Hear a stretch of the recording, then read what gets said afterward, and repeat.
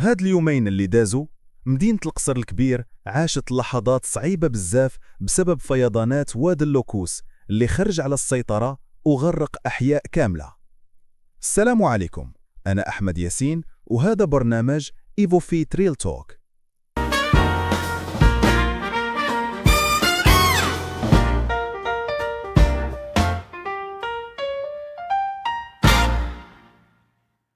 الوضعية في القصر الكبير كانت استثنائية.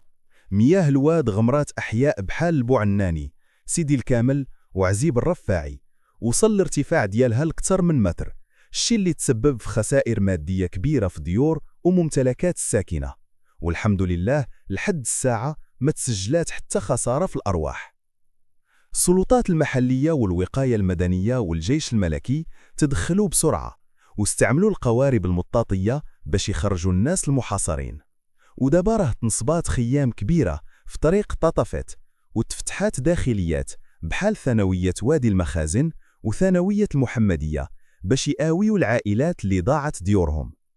الجديد هو أن منسوب المياه بدا كينقص شوية بفضل هدوء البحر اللي ساعد في صرف السيول، ولكن الخطر باقي مازال ما تلاشاش بصفة نهائية، حيث سد وادي المخازن عمر بنسبة 100%، والناس خايفة من الشتاء اللي تقدر تجي في الأيام الجاية.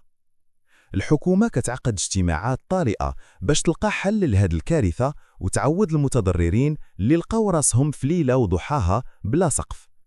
وقبل ما نختم بغيت نسولكم، في نظركم واش البنية التحتية ديال المدن واجدة باش تواجه هاد التغيرات المناخية وهاد الفيضانات اللي ولات كتكرر؟ خليوا لينا آراءكم في التعليقات، وما تنساوش تشتركوا في القناة وتفعلوا الجرس باش يوصلكم كل جديد. نتلاقاو في فيديو جديد، تهلاو وإلى اللقاء.